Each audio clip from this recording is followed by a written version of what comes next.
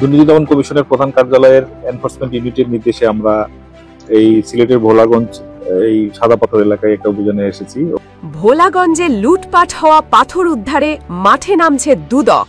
সংস্থাটির সিলেট সমন্বিত কার্যালয়ের কর্মকর্তাদের নেতৃত্বে পরিচালিত হতে যাচ্ছে এই বিশেষ অভিযান।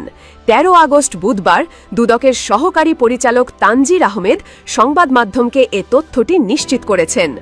দুদক কর্মকর্তার ভাষ্য, আমাদের হাতে স্পষ্ট তথ্য এসেছে যে ভোলাগঞ্জের সাদা পাথর এলাকায় রাষ্ট্রীয় সম্পদ রক্ষার নামে দায়িত্বপ্রাপ্ত কিছু ব্যক্তি এবং রাজনৈতিক ছত্রছায়ায় থাকা ব্যবসায়ীরা অবৈধভাবে বিপুল পরিমাণ পাথর উত্তোলন করছেন।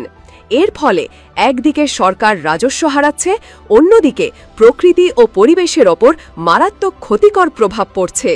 প্রাথমিক অনুসন্ধানে দুদক দেখতে পেয়েছে অবৈধভাবে উত্তোলিত পাথরের বড় অংশ রাতের আধারে ট্রাক, ট্রলার কিংবা ছোট নৌকায় করে লোপাট হয়ে যাচ্ছে দেশের বিভিন্ন স্থানে। এই কাজে স্থানীয় কিছু পুলিশ সদস্য, জনপ্রতিনিধি এবং প্রভাবশালী ব্যবসায়ী নেটওয়ার্ক জড়িত থাকার অভিযোগ পাওয়া গেছে। চক্রটি দীর্ঘদিন ধরে এমন দক্ষতার সঙ্গে এই লুটপাট চালিয়ে আসছে যে সাধারণ মানুষের পক্ষে এর ভেতরের কাহিনী জানা প্রায় অসম্ভব হয়ে পড়েছিল। বিশেষজ্ঞরা বলছেন, ভোলাগঞ্জে অবৈধ পাথর উত্তোলন শুধু অর্থনৈতিক ক্ষতির কারণ নয়, এটি পরিবেশ ও জীববৈচিত্র্যের জন্য এক ভয়ঙ্কর হুমকি। সাদা পাথরের নিচের মাটি খনন করে তোলার ফলে নদীর স্বাভাবিক প্রবাহ বাধাগ্রস্ত হচ্ছে। পাথরকুচি ও ধুলো বায়ুদূষণ বাড়াচ্ছে এবং আশপাশের ফসলি জমি উর্বরতা হারাচ্ছে। নদী তীরবর্তী গ্রামগুলোতে ভাঙন বেড়ে যাওয়াও এই অপরিকল্পিত উত্তোলনের সরাসরি ফল।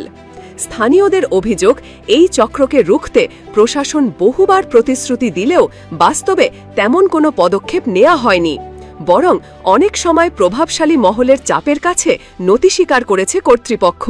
ফলে চক্রটি আরও বেপরোয়া হয়ে উঠেছে।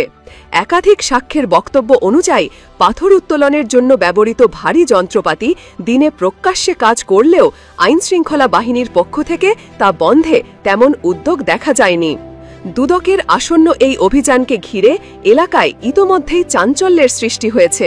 স্থানীয় এক বাসিন্দা বলেন, আমরা বহু বছর ধরে এই অবৈধ উত্তোলনের বিরুদ্ধে কথা বলেছি, কিন্তু কেউ শোনেনি। এখন যদি সত্যিই দুদক কঠোর ব্যবস্থা নেয়, তাহলে এই অপকর্ম বন্ধ হতে পারে। দুদক সূত্রে জানা গেছে, অভিযানের সময় শুধু অবৈধভাবে উত্তোলিত পাথর জব্দ করা হবে না, চক্রের পেছনের নেপথ্য কারিগরদেরও চিহ্নিত করা হবে।